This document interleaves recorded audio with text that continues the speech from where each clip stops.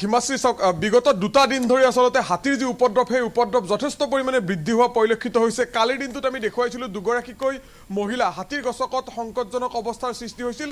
তেওঁলোক ইতিমধ্যে চিকিৎসালয়ত চিকিৎসাধীন হৈ আছে আৰু নিশাৰ ভাগত নলবাৰীৰ যি গোবিন্দপুৰ অঞ্চল সেই অঞ্চলতো এগৰাকী যুৱকক হাতীয়ে গছকি আচলতে চিকিৎসাধীন কৰাবলগীয়া এটা পৰিৱেশৰ সৃষ্টি হৈছে আৰু সেই যুৱকগৰাকী সংকটজনক অৱস্থাত মৃত্যুৰ সৈতে যুঁজি থাকিবলগীয়া হৈছে। এই মুহূৰ্তত মই উপস্থিত আছোঁ নলবাৰীৰ দেহৰকটৰাত আৰু দেহৰকটৰাৰ এই যিটো পৰিৱেশ এই পৰিৱেশটো আপুনি চালে অনুমান কৰিব পাৰিব হাতীৰ যি উপদ্ৰৱ সেই উপদ্ৰৱ কিমান ভয়াৱহ হৈ পৰিছে। নলবাৰী জিলাখনত বিগত দুটা বছৰ ধৰি হাতীৰ উপদ্ৰৱ আচলতে বৃদ্ধি পাইছিল আৰু সেই হাতীৰ উপদ্ৰৱ শেহতীয়াকৈ অতিমাত্ৰাত বৃদ্ধি হোৱা পৰিলক্ষিত হৈছে। আৰু সেই দৃশ্য এই মুহূৰ্তত দেখুৱাইছোঁ দেহৰকটৰাৰ পৰা নলবাৰী জিলাখনৰ যি ৰাষ্ট্ৰীয় ঘাইপথ আছে সেই ৰাষ্ট্ৰীয় ঘাইপথৰ উত্তৰাঞ্চলৰ প্ৰায় 20খনৰো অধিক গাঁৱত বন্যহস্তীৰ যি উপদ্ৰৱ সেই উপদ্ৰৱ শেহতীয়াকৈ বৃদ্ধি পাইছে। প্ৰথম অৱস্থাত আমি ইতিমধ্যে উল্লেখ কৰিছোঁ যে 3টাকৈ হাতী নলবাৰীত অৱস্থান কৰিছিল। তাৰ পৰৱৰ্তী সময়ছোৱাত 7টা, তাৰ পৰৱৰ্তী সময়ছোৱাত 13টা 14টা এনেকৈ বাঢ়ি শেহতীয়াকৈ আজিৰ দিনটোত যদি আপুনি চাবলৈ যায় তেতিয়াহ'লে আজিৰ দিনটোত নলবাৰী জিলাখনত প্ৰায় 60টাৰো অধিক বন্যহস্তী অৱস্থান কৰি কেইবাটাও ভাগত বিভক্ত হৈ বিভিন্ন গাঁৱত উপদ্ৰৱ চলাই থকা পৰিলক্ষিত হৈছে। এই পৰিয়ালটোৰ যিটো ভঁৰাল ঘৰটো প্ৰথমে দেখুৱাই লৈছোঁ পৰাকৈ দেখুৱাব। ইয়াত কেইবা বস্তা তেওঁলোকৰ ধান আছিল আৰু সেই ধান খাই হাতীয়ে তহিলং কৰিছে আৰু এই যিটো ভঁৰাল ঘৰ সেই ভঁৰাল ঘৰটো ভাঙি ইয়াত আচলতে তছনছ কৰা পৰিলক্ষিত হৈছে। অকণমান ঘৰৰ গৰাকী আছে, অকণমান আপোনাৰ সৈতে কথা পাতিম। নিশা কিমান বজাত হাতী আহিছিল আপোনালোকৰ? 11 বজাত আহি ঘৰ ভাঙছি। আহিয়ে প্ৰথম ঘৰ ভাঙিছে। তাৰ পৰা এটা ঠেলেছি ধান আছিল, ধান খেতি খাইছি। কিমান বস্তা ধান খালে? ধান 4 বস্তা ধান খাইছি। 4 বস্তা ধান খাইছি। ধানকেইটা খাই গুচি গৈছে। মানুহৰ কিবা অনিষ্ট? মানুহৰ অনিষ্ট কৰা নাই। আপোনালোকৰ এই দেহৰ কটৰাত কিমানটা পৰিয়ালৰ আমাৰ পৰিয়াল আমাৰ 3 ঘৰৰ অনিষ্ট কৰিছে। 3টা পৰিয়াল আৰু বৰপিপলিয়াত এটা কৰিছে। বৰপিপলিয়াত এটা মানে এইখিনি অঞ্চলত 4টা পৰিয়ালৰ 4টা পৰিয়াল অনিষ্ট কৰিছে। খালি নিশাই 4টা পৰিয়াল অনিষ্ট কৰিছে।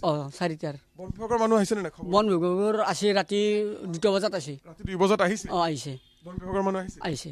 আৰু প্ৰশাসনৰ বেলেগ কোনোবা আহিছে নে? নাই। কোনো নাই। হাতী যেতিয়া আহিছিল আহিয়ে প্ৰথম ইয়াত ধানৰ যিটো আপোনালোকৰ ভঁৰাল আছিল ভঁৰালত মুখ দিছিল? ভঁৰালত আগে ফাৰ্ষ্ট বেৰাটো ভাঙছি। বেৰাটো ভাঙি ধান খাইছে। ধান খাই আৰু একটো থকা বুলি ভিতৰত আৰু এইটো ভাঙছি। এই 2টা ভাঙি এনেকৈ গুচি গৈছে। পকী দেৱালতো হেঁচা দিছিল? দেৱালত হেঁচা দিছি, চিন হৈ আছে। এই তাতে মাথা দি মাৰছি, কিন্তু 5 আঞ্চি গাঁথনিৰ কাৰণে ৰৈ গ'ল নেকি, সেইটো আৰু মালিকে জানিব। কিমান বিপদজনক আচলতে, কিমান ভয়াৱহ নিশাৰ ভাগৰ পৰিৱেশ। আমি দেখুৱাইছিলোঁ যে ৰাতি আপোনালোকে জুই ধৰি হাতী খেদাৰ চেষ্টা কৰিছে। হয়, ৰাতি আমি জুই ধৰি সেই 11টা বজাৰ পৰাই পোহৰত গ'লে আমি জুই ধৰিয়ে পোহৰ কৰি আছোঁ। আমি গমাব পোৱা নাই। কথাখিনি পাতিম অকণমান বাহিৰ ভাগৰ পৰা পৰিৱেশটো দেখুৱাই আহিব। অকণমান যদি বাহিৰ ভাগৰ পৰা সম্ভৱ হয় এই ধৰণৰ যিসমূহ বাসগৃহ এই বাসগৃহসমূহ কি ধৰণে তহিলং কৰিছে বন্যহস্তীৰ জাকটোৱে সেয়া দেখিবলৈ পাব। আৰু অকণমান যদি ঘৰৰ যি নঙলামুখলৈ অকণমান যাম আৰু নঙলামুখত তেওঁলোকে জুই জ্বলাই হাতী খেদাৰ চেষ্টা কৰিছিল, কিন্তু তাৰপিছতে তেখেতসকলে পৰিত্ৰাণ নাপালে। হাতী ইয়ালৈ আহিল। বিগত বৰ্ষতো এই স্থানত হাতী উপদ্ৰৱ চলাইছিল আৰু এই ধৰণে নিশাৰ ভাগত তেওঁলোকে জুই ধৰাৰ পিছত এই যি সেই ছাই এই মুহূৰ্তত আছে, কিন্তু নিশাৰ ভাগত জুই ধৰি তেওঁলোকে হাতী খেদাৰ চেষ্টা কৰিছিল, কিন্তু তেওঁলোক সফল নহ'ল। আৰু যাৰ পৰিপ্ৰেক্ষিতত এই অঞ্চলত 4টাকৈ পৰিয়ালৰ বাসগৃহ হাতীয়ে বিনষ্ট কৰিলে আৰু ইয়াৰ দাঁতি কাষৰীয়া এখন গাঁৱৰ কেইবাটাও পৰিয়ালৰ বাসগৃহ বিনষ্ট কৰিছে। সেই দৃশ্য আমি পৰৱৰ্তী সময়ছোৱাত দেখুৱাম। মই ইতিমধ্যে উল্লেখ কৰিছোঁ যে 20খনৰো অধিক গাঁৱত বন্যহস্তীৰ যি উপদ্ৰৱ সেই উপদ্ৰৱ নলবাৰী জিলাখনত অব্যাহত আছে। আৰু কালি নিশাৰ ভাগত বন্যহস্তীৰ যি উপদ্ৰৱ সেই উপদ্ৰৱত নলবাৰীৰ যি গোবিন্দপুৰ অঞ্চল সেই গোবিন্দপুৰ অঞ্চলৰ মিণ্টু বৰ্মন নামৰ যিগৰাকী যুৱক সেই যুৱকগৰাকী আঘাতপ্ৰাপ্ত হৈছিল। আৰু কালি সন্ধিয়াৰ ভাগত দেখুৱাইছিলোঁ যে আকলিমা বেগম আৰু মাইজানা বিবি নামৰ দুগৰাকী মহিলাই আচলতে আঘাতপ্ৰাপ্ত হৈছিল হাতীৰ গছকত। আৰু এই 3গৰাকী ব্যক্তি ইতিমধ্যে চিকিৎসালয়ত চিকিৎসাধীন হৈ থাকিবলগীয়া হৈছে। আৰু এই ধৰণে বন্যহস্তীৰ উপদ্ৰৱৰ বাবে আচলতে নলবাৰী জিলাখনৰ এতিয়া বহু পৰিয়ালৰ মাজত এটা নিদ্ৰাবিহীন নিশা তেওঁলোকে পাৰ কৰিবলগীয়া হৈছে। অকণমান আপোনাৰ লগতো কথা পাতিম, অকণমান আগুৱাই আহক। আৰু কাৰ ইয়াত অনিষ্ট কৰিছে? ইয়াতে আমাৰ নলবাৰী জিলাত আজি ধৰক 2-3 বছৰে হাতী বহুত অত্যাচাৰ কৰিলেও ধৰক আমাৰ দেহৰকটৰা গাঁৱত এনেকৈ অহা নাছিল। আজি যোৱা ৰাতি আহি আমাৰ বৰ্তমান 3 ঘৰ মানুহ বহুত অত্যাচাৰ কৰিছে। অতিকৈ আমি অনুৰোধ জনাওঁ জয়ন্ত মল্ল বৰুৱা আমাৰ নলবাৰী জিলাৰ বিধায়ক, তেখেতে যদি আমাক এইখিনি যদি তেওঁ লাভালাভ কৰিব পাৰে বা পঠাব পাৰে পাহাৰত নি আমি ধন্যবাদ জনাওঁ। যদি নপঠাওঁ কিন্তু বহুত ভয়ংকৰ হ'ব বুলি আমি জানো। আমাৰ দেহৰকটৰা বৰপিপলিয়া গোবিন্দপুৰ খাটকটৰা খানাজান, গতিকে বহুত ঘটনা চলি আছে। আৰু অতিতকৈ তাৰমানে বিশেষ দুখ লগা হৈছে প্ৰশাসন কোনোদিন নাহে। তেওঁলোকে আহি ওচৰে খামাৰি গুচি যায়।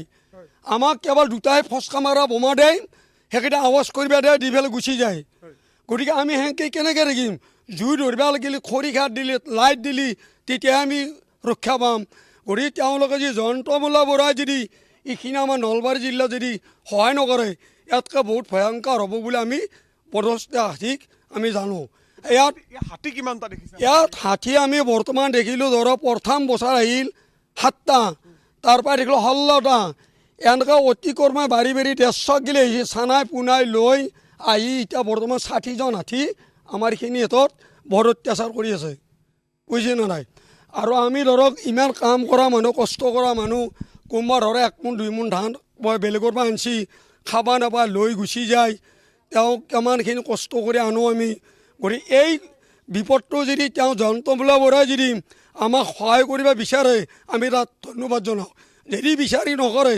তেওঁৰ আগন্তুকলি কি ভাবিব তেওঁতো এইখিনি ক'ব লাগিব মানুহখিনি কি বিপদ কৰিব মানুহখিনি বিপদৰ কাৰণে আনি আছে তেখেতে ৰাসৰ সময়ত মানুহ কনিষ্ঠ বুলি ভাবি অলপ সহায় কৰিছিল ৰাজ যোৱাৰ লগে লগে একো নাই ৰাজ গুচি গ'ল হাতী মেলা হৈ গ'ল ঘৰে ঘৰে সুৰকা হৈ গ'ল তেওঁ কি কৰিছে তেওঁতো একো কৰা নাই তেওঁ না প্ৰশাসনে পঠাইছে না কিবাই পঠাইছে একো পঠা নাই গতিকে মোৰ ক'ব লাগে এখিনি তেখেতে যদি আমাক এইখিনি অলপ সহায় কৰে আমি ধন্যবাদ জনাম তেখেতক আকৌ আগন্তুক দিনত গ'লে তেওঁৰ ভাল হ'ব আৰু যদি নপঠায় এই ৰাইজখিনিৰ পৰা কি কৰিব নিশ্চয়কৈ যেহেতু নিৰ্বাচন আহি আছে এই দিশবিলাকতো আচলতে গুৰুত্ব দিব লাগিব কিন্তু এইখিনিতে আমি এটা কথা উল্লেখ কৰিব বিচাৰিম যে আপুনি যদি চাই নলবাৰী জিলাখনত আমি কিছুদিন পূৰ্বলৈকে দেখুৱাইছিলোঁ যে যিসমূহ ধাননি পথাৰ আছিল সেই ধাননি পথাৰসমূহ খাই তহিলং কৰিছিল কিন্তু এতিয়া বহুখিনি কৃষকৰ ধান চপোৱা হ'ল আৰু সেই চপোৱা ধান তেওঁলোকে ভঁৰালত আনি সোমোৱাইছে আৰু সেয়েহে এতিয়া বন্যহস্তীৰ যিটো জাক সেই জাকসমূহ কেইবাটাও ভাগত বিভক্ত হৈ এই ধৰণৰ যিসমূহ পৰিয়াল বিশেষকৈ কৃষিজীৱী বা যিসমূহ পৰিয়ালৰ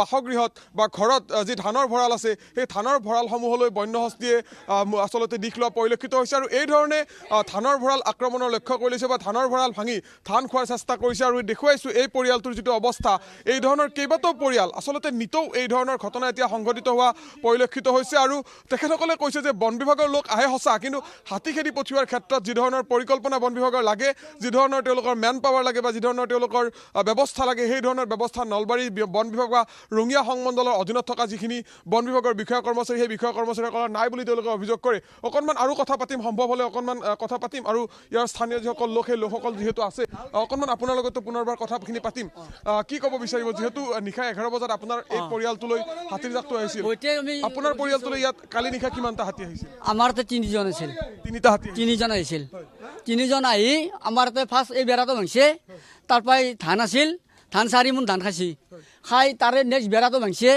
তাৰপৰা পাকাৰ বেৰাখনত ৱালত হেঁচিছি সেইটো ভাঙিব নৰাৰ পিছত তান্ডে গুচি আহিছে নিশ্চয়কৈ আৰু এটা যথেষ্ট উদ্বেগজনক কথা কাৰণ এই ধৰণৰ কণমানিসকল আছে মহিলাসকল আছে আৰু যথেষ্টখিনি লোক যিকোনো মুহূৰ্তত তেওঁলোকৰ প্ৰাণৰ সংশয় নামিব পাৰে আৰু আপুনি এফালে যদি চাই এফালে কিন্তু যি নলবাৰী জিলাখনৰ বিশেষকৈ উত্তৰাঞ্চল তামোলপুৰ হওক বা বাক্সা হওক এই জিলাসমূহত যিসমূহ বনাঞ্চল আছিল ভূটান আৰু ভাৰত সীমান্তৰ যিসমূহ বনাঞ্চল আছিল সেই বনাঞ্চলসমূহ ক্ৰমাৎ সংকুচিত হৈ আহিছে সেই বনাঞ্চলসমূহত বিভিন্ন ধৰণৰ নিৰ্মাণ কাৰ্য কৰা হৈছে যাৰ পৰিপ্ৰেক্ষিতত হাতীৰ দণ্ডী হিচাপে ব্যৱহাৰ কৰা বিভিন্ন স্থানৰ পৰা আচলতে হাতীয়ে যথেষ্ট অসুবিধাৰ সন্মুখীন হ'বলগীয়া হৈছে আৰু এই ধৰণে হাতীয়ে ক্ৰমাৎ যি দক্ষিণ দিশলৈ গতি কৰিছে আৰু দক্ষিণ দিশলৈ গতি কৰি এই ধৰণৰ বহু পৰিয়াল বা বহু জনাঞ্চলত এতিয়া সোমাই পৰিছে আৰু সোমাই পৰি এক প্ৰকাৰ উপদ্ৰৱ আৰম্ভ কৰিছে এইখিনিতে কিন্তু বন বিভাগ বা চৰকাৰ প্ৰশাসনৰ কৰণীয় যথেষ্ট আছে কাৰণ নলবাৰী জিলাখনতো হাতী আৰু মানুহৰ যে সংঘাত সেই সংঘাত যথেষ্ট এতিয়া বৃদ্ধি পাইছে তামোলপুৰ আৰু বাক্সা জিলাত ইয়াৰ পূৰ্বতে দেখুৱাইছিলোঁ যে কি ধৰণৰ হাতীৰ বাবে আচলতে বহু মহিলা বা বহু ব্যক্তিয়ে প্ৰাণ হেৰুৱাবলগীয়া হৈছিল বহু মহিলা জীৱনৰ বাবে ঘূণীয়া হ'বলগীয়া হৈছিল তাৰ পিছতো কিন্তু বন বিভাগ বা চৰকাৰৰ ফালৰ পৰা যি ধৰণৰ ব্যৱস্থা ল'ব লাগে সেই ধৰণৰ ব্যৱস্থা যেন লোৱা নাই তাই সেই ধৰণৰ ক'ৰবাত নহয় ক'ৰবাত যেন ৰাইজে অভিযোগ উত্থাপন কৰিবলৈ আৰম্ভ কৰিছে নলবাৰী জিলাখনতো কিন্তু আপুনি সেই একেই ছবি দেখিবলৈ পাইছে কাৰণ নলবাৰী জিলাখনতো আমি দেখুৱাইছিলোঁ বন বিভাগে যে হাতী খেদা অভিযান সেই অভিযান ইতিমধ্যে কেইবাবাৰো কৰিছে কিন্তু সেই হাতী খেদা অভিযানৰ ক্ষেত্ৰত তেওঁলোক কোনো পৰ্যায়ে সফল হ'ব পৰা নাই কাৰণ হাতী খেদাৰ বাবে তেওঁলোকৰ যিখিনি মেন পাৱাৰৰ প্ৰয়োজন বা তেওঁলোকে হাতী খেদি ইয়াৰ পৰা 3-4 কিলোমিটাৰ নিলগলৈ খেদি পঠিয়ায় আৰু সেই হাতী নিশা হ'লে পুনৰ আহি জনাঞ্চলত সোমাই পৰে এই ধৰণে হাতী খেদি পঠিওৱাটো কেতিয়াও সম্ভৱ নহয় আৰু শেহতীয়াকৈ আপুনি যদি চাবলৈ যায় আমি কৈছোৱে কথাখিনি যে কিছুদিন পূৰ্বলৈকে যিসমূহ ধাননি পথাৰ আছিল সেই ধাননি পথাৰসমূহৰ ধান খাই হাতীয়ে বিনষ্ট কৰিছিল কিন্তু এতিয়া ধাননি পথাৰসমূহত ধান চপোৱা শেষ হ'ল আৰু ধান চপোৱা শেষ হোৱাৰ পিছত যিহেতু এতিয়া ভঁৰাল গৃহত যিসমূহ তেওঁলোকৰ আচলতে ধান সেই ধানসমূহ তেওঁলোকে ভঁৰাললৈ আনিছে আৰু ভঁৰাললৈ অনা ধানসমূহ হাতীয়ে এতিয়া খোৱাৰ বাবে অৰ্থাৎ খাদ্যৰ সন্ধানত যিহেতু হাতীৰ জাকসমূহ ওলাই আহিছে আৰু ওলাই আহি খাদ্যৰ সন্ধানত বাসগৃহসমূহ বিনষ্ট কৰি পাকঘৰ বা বিশেষকৈ ভঁৰাল ঘৰ এই ধৰণৰ ঘৰসমূহ হাতীয়ে আচলতে তহিলং কৰা পৰিলক্ষিত হৈছে গতিকে এই ক্ষেত্ৰত বন বিভাগ যথেষ্ট সতৰ্ক হোৱাটো প্ৰয়োজন আৰু দেখুৱাইছিলোঁ 2টা দিনত 3গৰাকীকৈ লোকৰ আচলতে জীৱনৰ প্ৰতি শংকাই নামি আহিছে কাৰণ তেওঁলোকে চিকিৎসালয়ত মৃত্যুৰ সৈতে যুঁজি থাকিবলগীয়া এটা পৰিস্থিতিৰ সৃষ্টি হৈছে আৰু এইখিনি মুহূৰ্তত আমি ND24 চাই থকা যিসকল নলবাৰীৰ বিশেষকৈ দৰ্শক তেওঁলোকক অনুৰোধ জনাম যে হাতীয়ে যেতিয়া আপোনালোকৰ স্থানত প্ৰৱেশ কৰে তেতিয়া হাতী চোৱাৰ পৰা আপোনালোক নিৰাপদ দূৰত্বত অৱস্থান কৰক কাৰণ কালিৰ দিনটোতো আমি সেই দৃশ্য দেখুৱাইছিলোঁ যেতিয়া এটা আঘাতপ্ৰাপ্ত হাতীক চিকিৎসাৰ বাবে বন বিভাগৰ বা চিকিৎসকৰ যিসকল লোক আহিছিল সেই লোকসকলে কিন্তু হাতীক একেবাৰে নাতি দূৰৰ পৰা চাবলৈ গৈছিল গতিকে হাতীয়ে যিকোনো মুহূৰ্তত চোচালৈ আপোনালোকৰ বিপদ মাতিব পাৰে গতিকে নিৰাপদ দূৰত্বত আপোনালোকে অৱস্থান কৰি থাকিব আৰু বন বিভাগৰ সহায় আপোনালোকে বিচাৰিব বা আমিও সেই অনুৰোধ জনাইছোঁ বন বিভাগৰ লোকসকলে তৎমুহূৰ্ততে সাধাৰণ জনতাৰ কাষত থিয় হোৱাটো প্ৰয়োজন প্ৰশাসন থিয় হোৱাটো প্ৰয়োজন সেই কাম বা সেই কথা ইতিমধ্যে বন বিভাগে কৰিছে যদিও এই ক্ষেত্ৰত আৰু অধিক তেওঁলোক তৎপৰ হোৱাটো প্ৰয়োজন কাৰণ আপুনি শেহতীয়াকৈ ইতিমধ্যে উল্লেখ কৰিছোঁ যে হাতী আৰু মানুহৰ যি সংঘাত সেই সংঘাতে ক্ৰমাৎ জটিল ৰূপ ল'বলৈ আৰম্ভ কৰিছে নলবাৰী জিলাখনত আৰু 60টাৰো অধিক বন্যহস্তীয়ে আজিৰ দিনটোত নলবাৰী জিলাৰ বিভিন্ন অঞ্চলত অৱস্থান কৰিছে বিশেষকৈ উত্তৰাঞ্চলৰ কেইবাখনো গাঁৱত নলবাৰী আৰু ঘগ্ৰপাৰ ৰাজহ চক্ৰৰ অন্তৰ্গত উত্তৰাঞ্চলৰ কেইবাখনো গাঁৱত হাতীয়ে অৱস্থান কৰি উপদ্ৰৱ চলাই আছে আৰু মই এই পৰিয়ালটোৰ বাসগৃহটো এই মুহূৰ্তত দেখুৱাইছোঁ কিছু সময় পিছত ইয়াৰ গোবিন্দপুৰ যি অঞ্চল আছে গোবিন্দপুৰ গাঁওখনতো কেইবাটাও পৰিয়ালৰ বাসগৃহ হাতীয়ে বিনষ্ট কৰিছে সেই দৃশ্যখিনিও আমি দেখুৱাম কিন্তু এইখিনি মুহূৰ্তত আমি এই যি দেখুৱালোঁ যি অঞ্চল আচলতে দেহৰ কতৰা অঞ্চল এই দেহৰ কতৰা অঞ্চলৰ 3টাকৈ পৰিয়ালৰ যি বাসগৃহ সেই বাসগৃহ হাতীয়ে বিনষ্ট কৰিছে এই পাকঘৰটো হাতীয়ে বিনষ্ট কৰি হাতী যিহেতু খাদ্যৰ সন্ধানত ওলাই আহিছিল এই পাকঘৰটোৰ কিছু সামগ্ৰী তেওঁলোকে লণ্ডভণ্ড কৰিছে সমানে তেওঁলোকৰ কাষত থকা যিটো সেই যিটো দৃশ্য আমি দেখুৱাইছোঁ শেহতীয়া দৃশ্য হাতীৰ উপদ্ৰৱ চলিছে নলবাৰীৰ বিভিন্ন প্ৰান্তত গোবিন্দপুৰৰ দৃশ্য আমি দেখুৱাইছোঁ নলবাৰী জিলাখনত সৃষ্টি হোৱা পৰিলক্ষিত হৈছে হয় ভাস্কৰ আপোনাক ধন্যবাদ জ্ঞাপন কৰিছোঁ এই মুহূৰ্তত এই দৃশ্য আমি দেখুৱালোঁ কেনেদৰে হাতীয়ে উপদ্ৰৱ চলাইছে যাৰ ফলত বিভিন্ন পন্থা অৱলম্বন কৰি ৰাইজে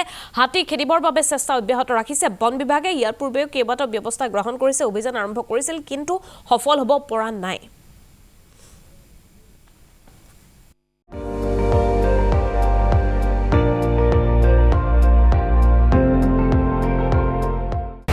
আপুনি চাই আছে ND24 সৰ্বশ্ৰেষ্ঠ নহয় সৰ্বোত্তমৰ দৌৰ